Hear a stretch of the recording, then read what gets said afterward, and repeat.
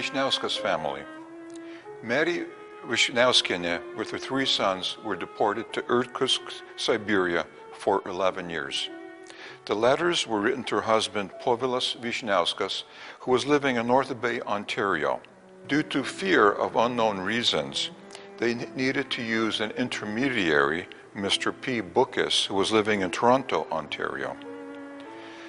The letters were sent to Mr. Bukis, and he would relay them on to Mr. Wisniewskas, and packages and support in like ways went through Mr. Bukis. We do not know the reason for this need for secrecy. The only reason that she and her 3 sons were able to survive is because Mr. Wisniewska sent her packages over 10 years at a cost of $25,000. Now, accounting for inflation and changes in value of U.S. and Canadian currency, this value approximates almost $250,000 current U.S. dollars. The circumstances of how Mrs. Wisniewskas and their sons were deported and Mr. Wisniewskas was working and living in North Bay, Ontario, are not known. Maria Wisniewskiene. When we left our hillside, we had to live in various different ways. In order to feed the children, I sold my last dress to purchase potatoes. It was not possible to purchase them with money, and also we had very little money, so I traded everything. We were left just with the clothes that we were wearing and 2 small pillows. So in comparison to the past, we are now living very well. However, anything can happen in the future. You can have money today, gone tomorrow. We cannot save anything for tomorrow. Merchandise is also difficult for us. Everything is very expensive.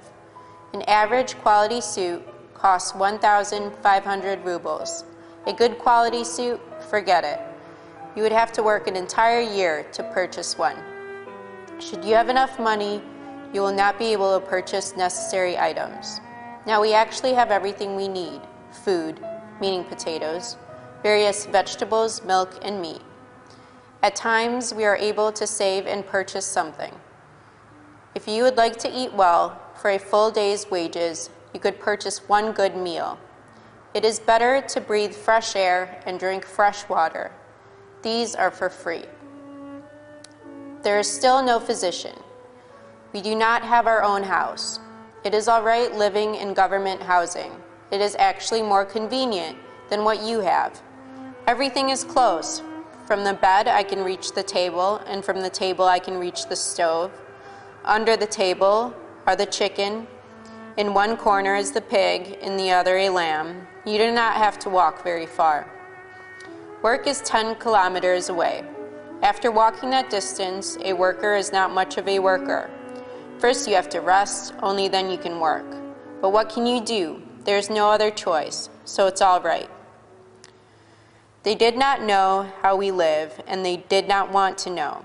We had exchanged several letters. I made a request. Should you have any leftovers, even any dried bread, please send us a small parcel. Starvation is staring us in the face. After that, I received no further letters. Mrs. Wisniewskiene, upon arriving in Siberia with the 3 young sons, had to sell basically all the clothing they had, except what they were wearing, to buy a handful of potatoes just to survive the first few days. It's amazing how she describes the small living space and how convenient that everything is within arm's reach, if you can imagine living in that kind of an environment. And usually it's felt that under adversity, people support each other and help each other out. Well, there's an example where that is not the case, where adversity sometimes brings out the worst in people. The Abramovich's family. Morta Abramovichiene was 67 years old, and her husband Stanislavas was 74 years old at the time of deportation. Mr. Abramovich's died 3 years later. They served their term in Tinsk in the Krasnoyarsk district. After 7 years of hard labor, her health was broken. She was so frail and weak that she was transferred to the Tupik Sanatorium in the Shrinsky district of Caucasia for 1 year to recover. It was while she was in the sanitarium that she was able to write letters to one of her daughters in Chicago.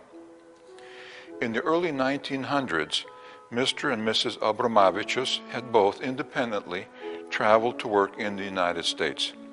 They met in Braddock, Pennsylvania. Almost certainly, he worked in the coal mines and she provided support services. They were married in 1906. With their 2 young daughters, they returned to Lithuania in 1913 and bought a small family farm. In total, they had 2 daughters and 4 sons. During World War II, 1 son died and the other children moved to the United States. When she returned to Lithuania from Siberia, she found all of their farmhouses burned to the ground. She went to the nearby larger city, Marijampolė, where she lived and died 10 years later. She was able to survive only because her children continued to send her packages. Morta Abramovičienė. I was left without my loving husband, Stanislavas. He died in 1951. I am by myself in a sanatorium in Siberia. My health is weak. I am over 70 years of age, and my eyesight is very poor. My eyes have deteriorated, and I cannot find any eyeglasses here. So, dear daughter, I beg of you, please send me eyeglasses. Are my grandchildren grown up? Please send photographs of them for me to enjoy while I am still alive. You asked, where is your father buried? I buried him in Krasnoyarsk region, in the Tinks Sanatorium Cemetery in the forest. He died because his feet froze and an operation was done.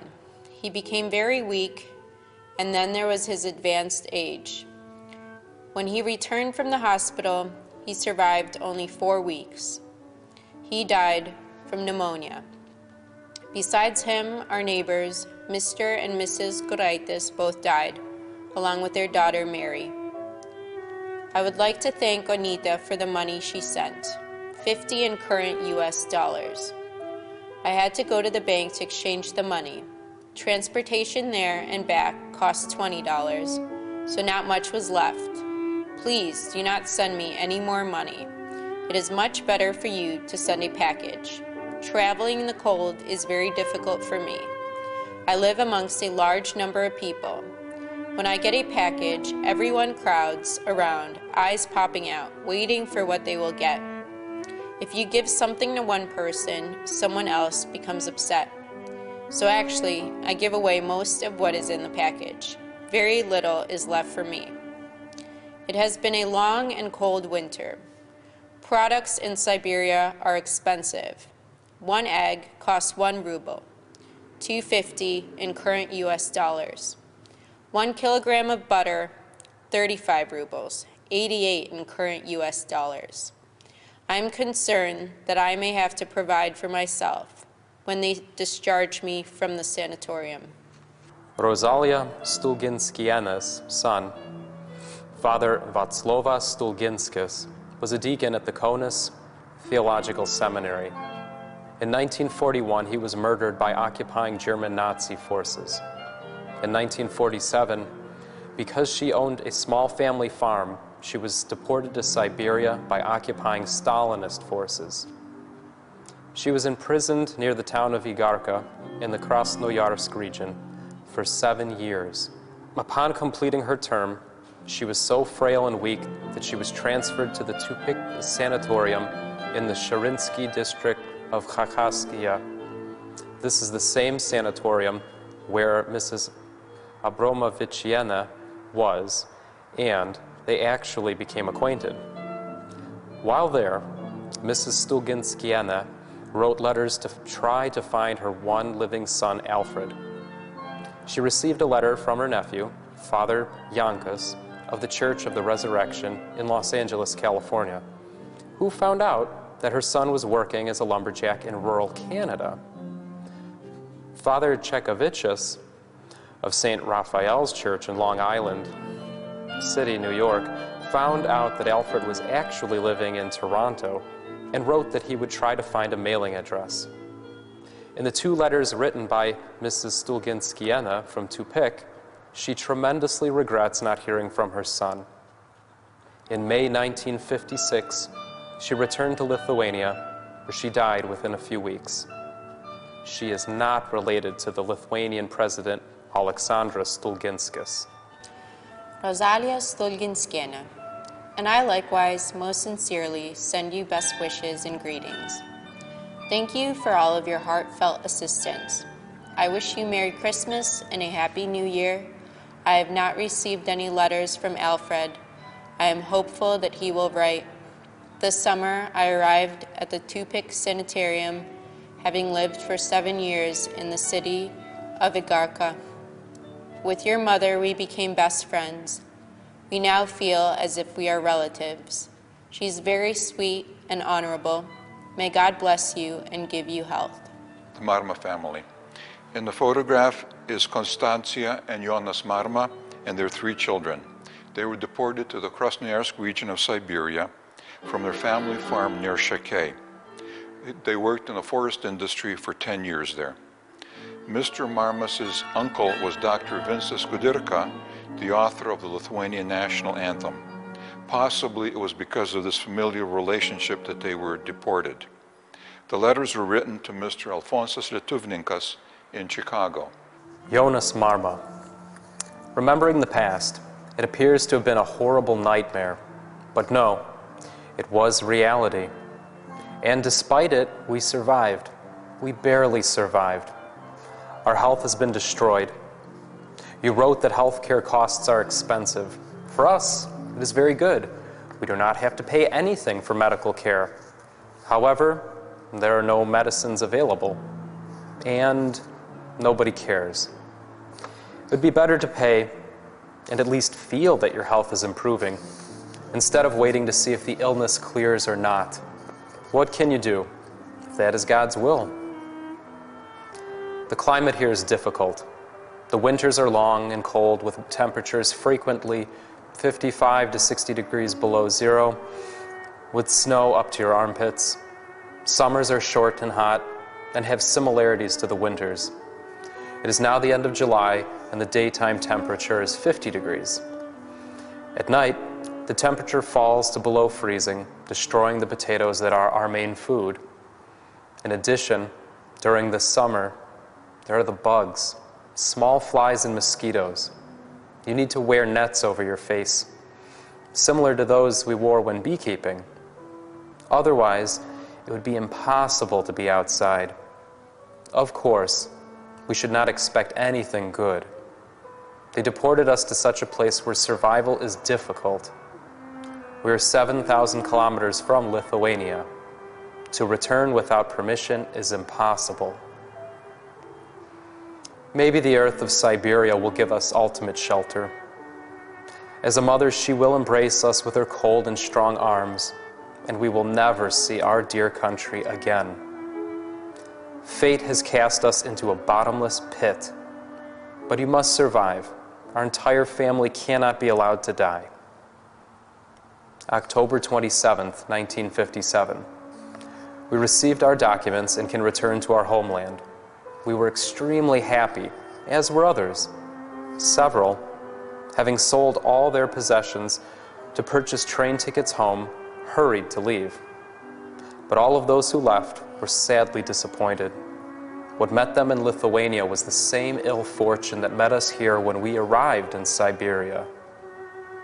We learned both from letters and from those who have returned to Siberia that the people in Lithuania have changed.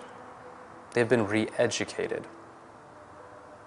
No one is waiting for us to return with outstretched arms. In the immediate future, we have no plans of returning to Lithuania. In the letters from Siberia, love of country is a recurrent theme in everybody's letters. Longing to return is a constant recurrent theme. So it was so surprising for me to come across in Jonas Marma's letter the decision not to return to Lithuania. This opinion shows up in several other individuals also. He gives a very clear explanation of what has taken place during the decade that they were deported to Siberia. The local people had been re-educated. They had changed. Nobody was waiting for them. And if you, on reflection, you think about it, people who owned small family farms, like the Marmas family did and others, everyone that they knew who were similar to them were either deported or killed or escaped to the West, to North America, South America, and to Europe. They really had no support system left. They also realized that all their possessions were confiscated. Their small family farms no longer theirs. They're part of large collective government-owned farms. And the mentality of the people had totally changed too. They had been re-educated. So it was difficult to re-assimilate. The majority of people who were deported and had the opportunity to return did, but a very sizable percentage could not return. And the harsh life of Siberia turned out to be more accommodating than the even more harsher reality of life in Soviet Lithuania.